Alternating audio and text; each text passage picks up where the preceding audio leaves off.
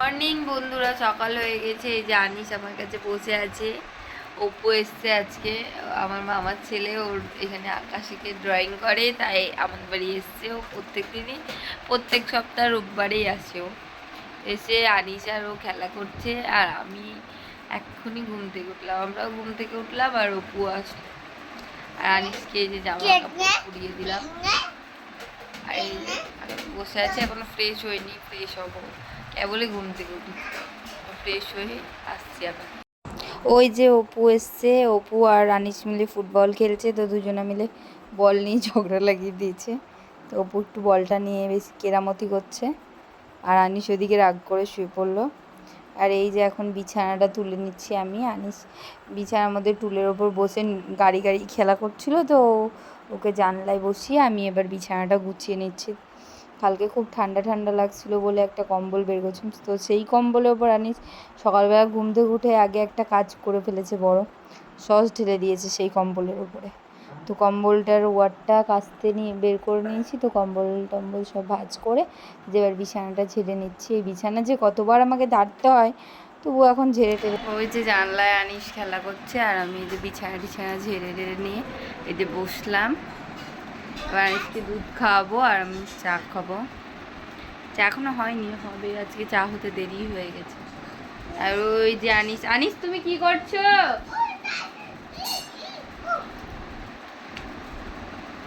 তুমি কি চালাচ্ছ? গাড়ি চালাচ্ছ? কি করে গাড়ি চালায় দেখাও।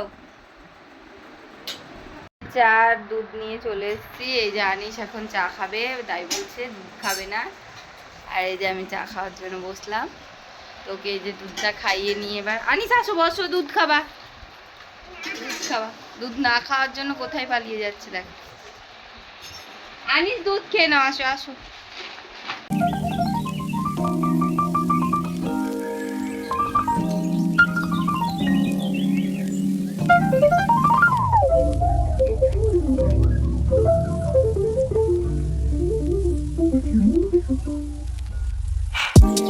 চলে এসছে, এখন মাংস আসলে বায়না করছে। আনিস তুমি স্নান হয়ে গেছে?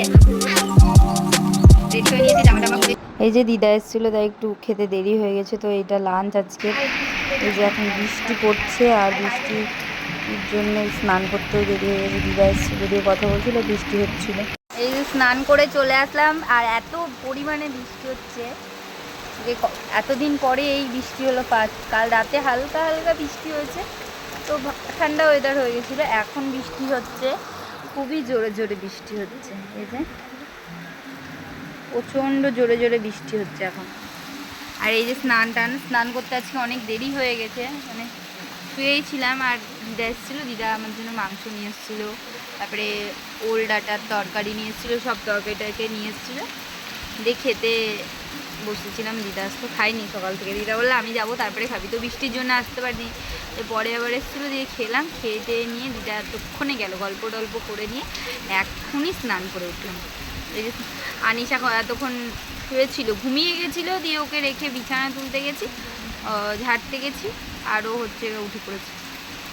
ওকে একটু কোলে নিয়ে, যদি ঘুমানোর সময় একটু কোলে নেওয়া যায়, আর তাহলে ও ঘুমাবেই না, কিছুতেই ঘুমাবে না। তো এখন মা ওই যে ওকে বাইরে নিয়ে গেলেও খুব চিল্লাচ্ছিল। তা বললাম দাঁড়া একটা ভিডিওতে শ্যুট নিয়ে নিই, তো তারপরে তো ওই আসবে বাইরে। এত ছাটও আসছে প্রচুর পরিমাণে, এই যে আমার হাত দেখলে বুঝতে পারবে, বৃষ্টির ছাটগুলো এসে এসে আমার গায়ে পড়ছে। মানে এই যে খাওয়ার জন্য প্লেটে বের করে নিয়েছি ঝরঝরে চিড়ের পোলাও। এখন অনেকটা রাত্রির হয়ে গেছে, খাওয়া দাওয়া হয়ে গেছে। রাতে আজকে চিড়ের পোলাও খেলাম। আজকে সন্ধ্যাবেলা করেছিলাম, তো সন্ধ্যাবেলা খাইনি, একটু রাত করে খেয়েছি, তো ওটাই ডিনার হয়ে গেছে। এখন আনিসও